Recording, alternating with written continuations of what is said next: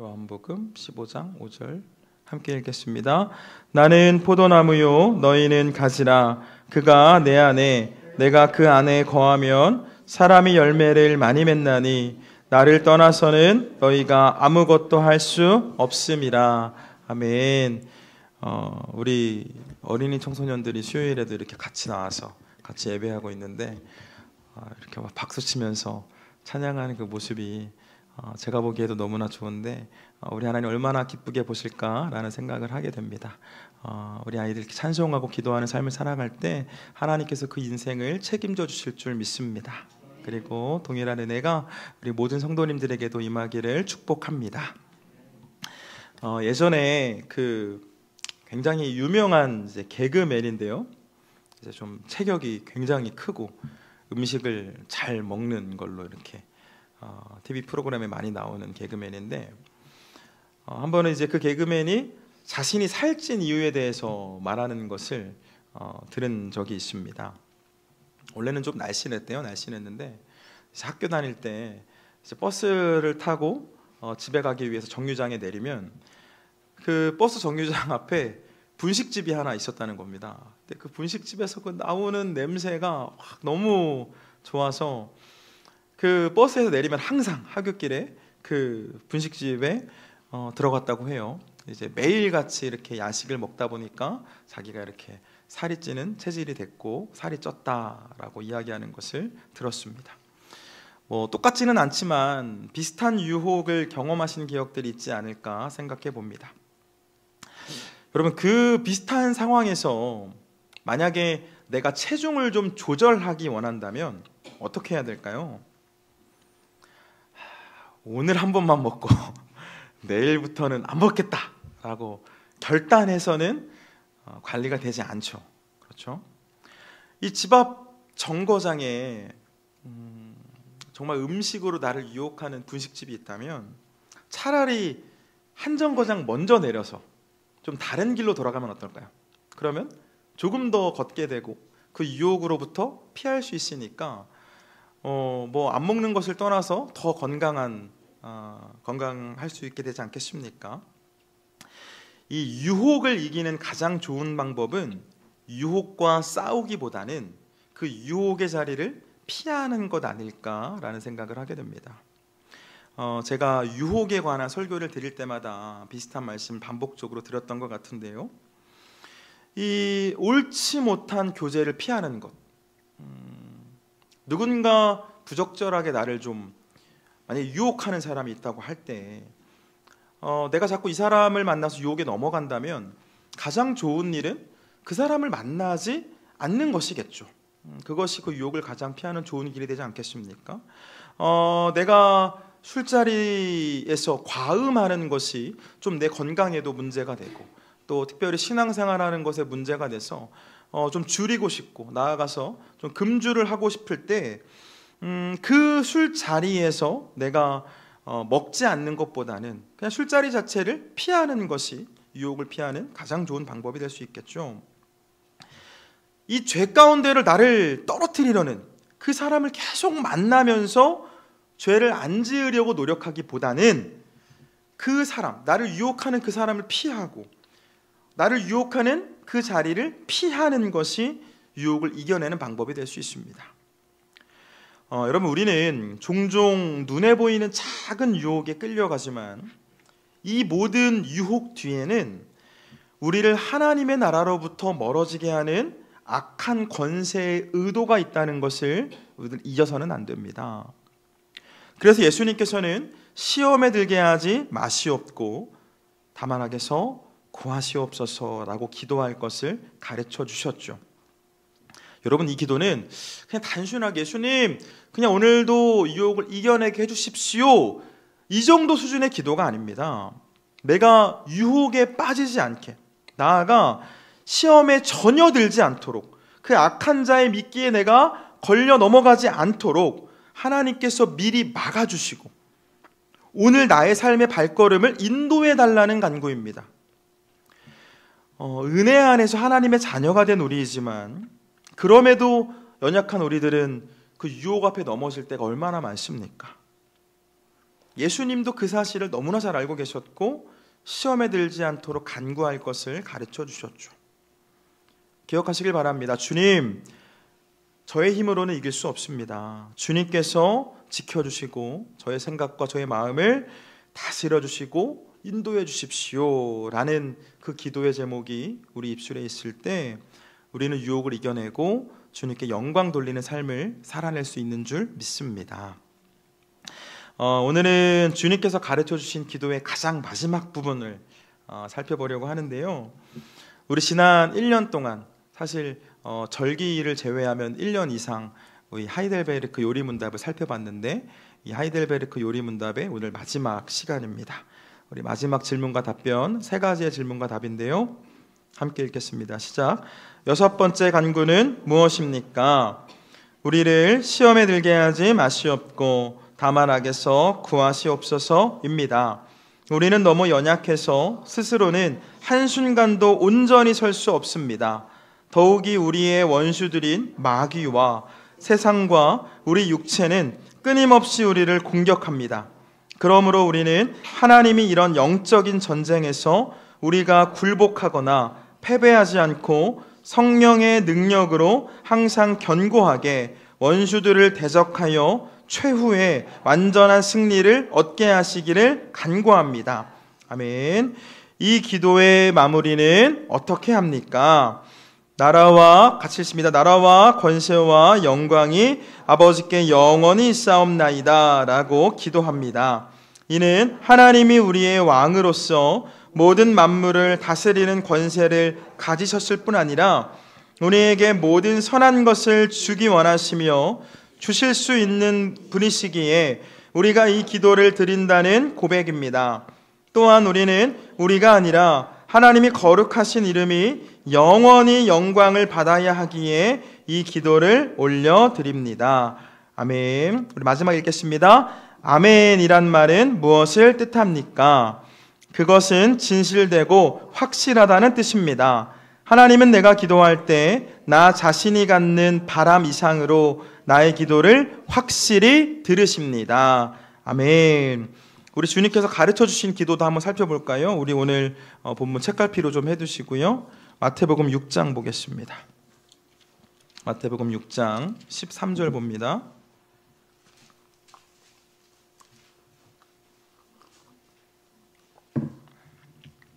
마태복음 6장 13절 우리 주님의 기도의 가장 마지막 부분입니다. 마태복음 6장 13절 함께 읽겠습니다. 시작. 우리를 시험에 들게 하지 마시옵고 다만 악에서 구하시옵소서. 나라와 권세와 영광이 아버지께 영원히 있사옵나이다. 아멘. 아멘.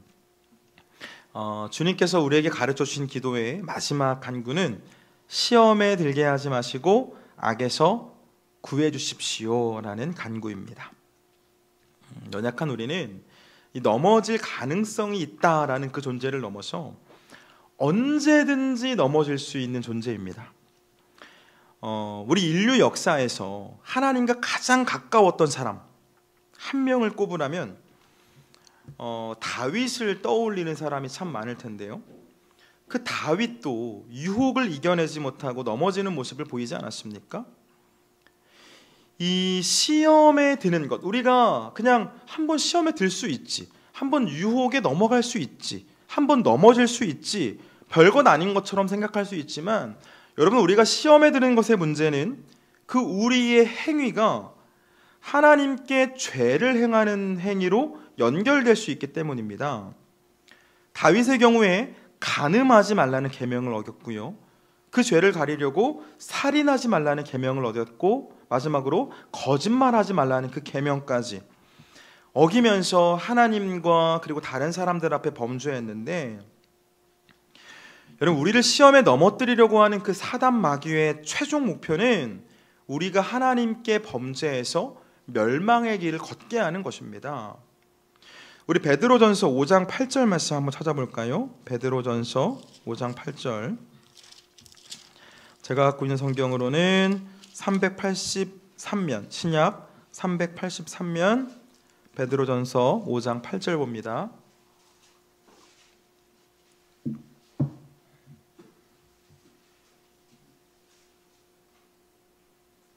베드로전서 5장 8절 찾으셨나요? 함께 읽겠습니다. 근신하라 깨어라 너희 대적 마귀가 우는 사자같이 두루다니며 삼킬 자를 찾나니. 성경 뭐라고 말씀합니까? 사탄 마귀가 우는 사자같이 두루다니면서 삼킬 자를 찾고 있다고 경고하고 있습니다. 다양한 방법으로 우리를 유혹하고 우리가 넘어지도록 만들죠.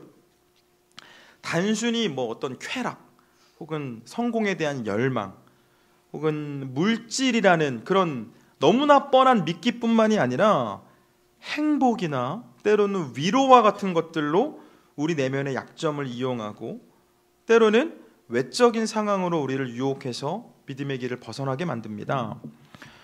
요즘 좀 피곤하니까 오늘 예배는 좀 쉬어도 돼. 유혹이 찾아올 수 있죠. 이렇게 해가 길어지면 이제 걱정이 될 때가 많습니다. 얼마나 저녁에 이제 아이들과 같이 자전거 타고 산책하다가 편의점 들려서 이렇게 컵라면이랑 소세지 하나 먹기 얼마나 좋은 날씨예요, 그죠? 해가 이렇게 아직도 밝아가지고 예배 시간인지도 모르고 이렇게 즐기다 보면 어느새 예배 시간이 지나 있을 때도 있죠. 오늘 한번 막 가지 말까? 네, 그런 마음이 찾아오기도 하고 또 행복한 가정을 꾸리기 위해서는 그래도 행복을 위해서는 신앙보다는 조건이 중요하지. 그래서 이렇게 조건을 따라서 이제 결혼하고 싶은 그런 마음이 찾아오기도 하고 이 계약만 잘 마치고 나면 우리 가족에게는 더 큰 행복이 찾아올 거야 라면서 때로는 하지 말아야 될 일들을 할 때도 있습니다. 행복이 하나님의 말씀으로 오는 그 기준을 앞서는 순간부터 우리 삶은 죄로 물들 수 있습니다. 또 지난주에도 말씀을 나눈 것처럼 나의 의로움을 기준 삼아서 다른 사람을 판단하고 혹은 비난하는 그런 마음을 품는 것도 우리에게 찾아온 시험으로 인한 결과일 수 있겠죠.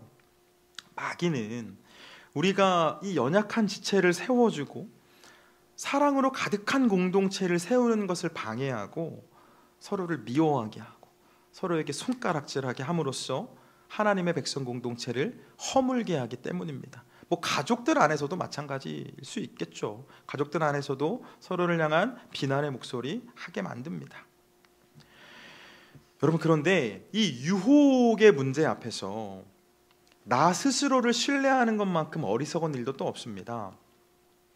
그 예수님께서 당신의 몸을 내어주시던 밤에 이 제자들에게 앞으로 일어나게 될 일들을 예언하실 때 베드로가 뭐라고 이야기하죠? 주님, 모든 사람이 다 주님을 배신하고 떠날지라도 저는 주님을 떠나지 않겠습니다. 저는 주님을 배신하지 않겠습니다 라고 말하지 않습니까? 그 순간, 베드로가 그 말을 하는 그 순간에 베드로는 분명 진심이었을 겁니다. 예수님 귀에 듣기 좋은 소리를 하는 게 아니라 그 순간에 베드로는 자신의 진심을 이야기하는 겁니다. 예수님을 향한 그 사랑의 마음이 충만했고 예수님을 배신하는 것 상상도 할 수 없었습니다. 그러나 내 생명이 위협받는 그 문제 앞에서 베드로는 어떤 모습을 보이죠? 많은 사람 앞에서, 무엇보다 예수님 계신 그 자리에서, 예수님이 듣고 계시고 예수님이 보고 계시는 그 자리에서 예수님을 모른다고 부인하지 않습니까? 그게 우리죠. 연약한 우리의 모습입니다.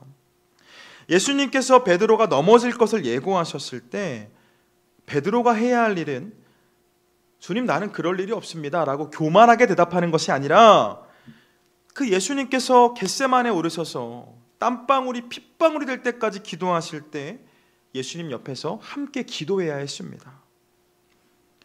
여러분, 시험은 나의 힘으로 이겨내는 것이 아니라 오직 하나님의 도움으로 이길 수 있음을 기억하시길 바랍니다. 우리가 기도하기를 쉬지 않고 예수님 바라볼 때 우리는 지난 죄로부터 사함을 받고, 다시 한번, 우리가 예수님을 바라볼 때 이미 지은 죄로부터 사함을 받고 찾아오는 시험과 유혹으로부터 나를 지킬 수 있습니다.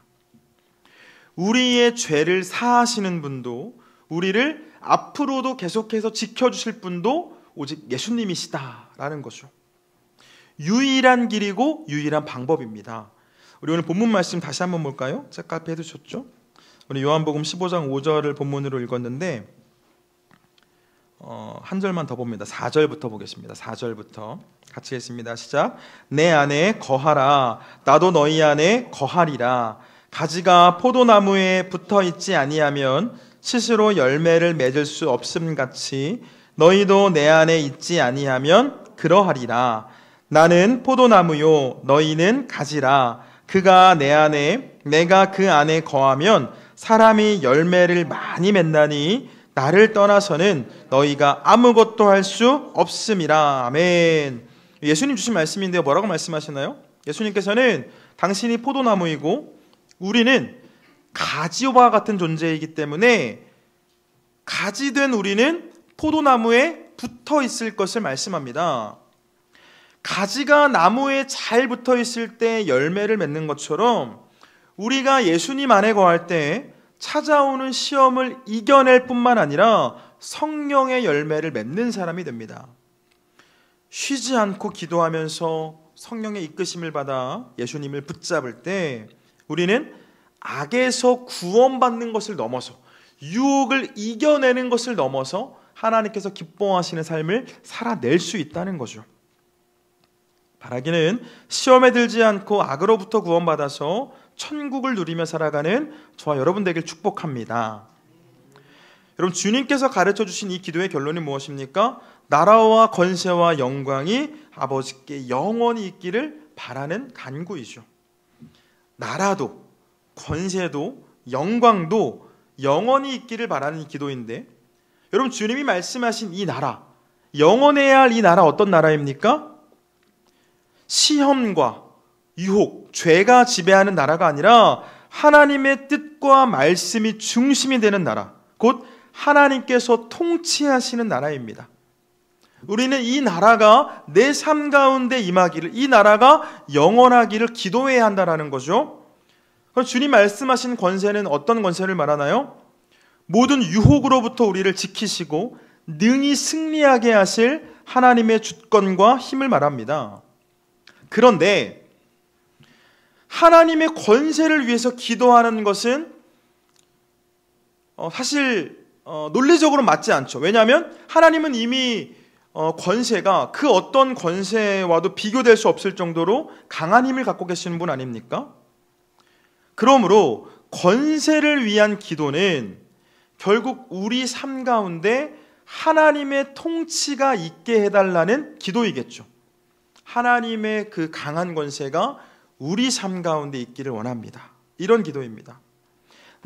나 스스로 왕된 삶을 살아가는 것이 아니라, 내가 주인된 삶을 살아가는 것이 아니라 하나님의 왕되심을 고백하며 하나님의 그 통치를 인정하는 삶을 살아갈 때 우리 삶에는 영원한 하나님의 권세가 임하게 되죠.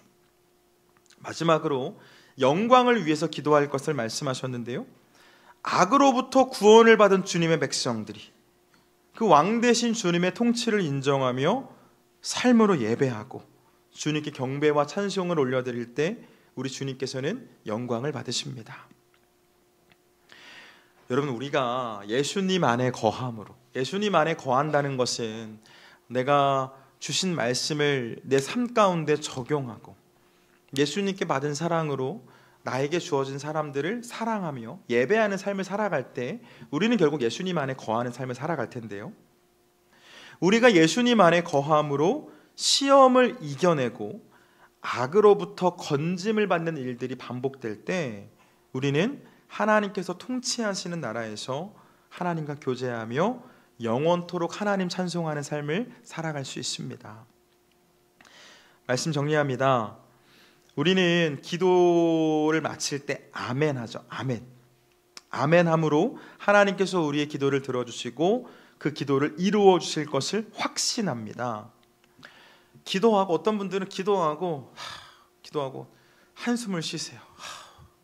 나가실 때도 웃으면서 기도하고 예수님의 이름으로 기도합니다. 아멘하고 얼굴을 밝은 표정으로 나가시는 게 아니라 하고 나가시죠. 네. 기도한다고 되겠어가 아니라 우리 하나님의 권세를 신뢰하며 내 기도를 들어주실 것을 확신하고 아멘하며 기도할 때 우리가 드린 기도가 하나님의 놀라운 은혜 안에서 우리 삶 가운데 이루어지는 줄 믿습니다. 사랑하는 여러분, 혹시 우리 삶의 자리에 반복적으로 나를 넘어뜨리는, 나를 무너지게 하는 그런 유혹이나 혹은 문제가 있습니까? 내 결단으로 이겨내려고 하는 것이 아니라 여러분 주님 붙잡으시길 바랍니다. 주님, 오늘도 시험에 들게 하지 않게 하시고 다만 악에서 구해 주시옵소서. 우리가 주님의 도움을 구할 때 주님께서 우리에게 승리를 주시고 주님께서 우리를 깨끗하게 하실 줄 믿습니다. 그래서 저와 여러분의 입술에 나라와 권세와 영광이 아버지께 영원히 있습니다. 아멘. 이라는 고백들이 가득하기를 주님의 이름으로 축원드립니다.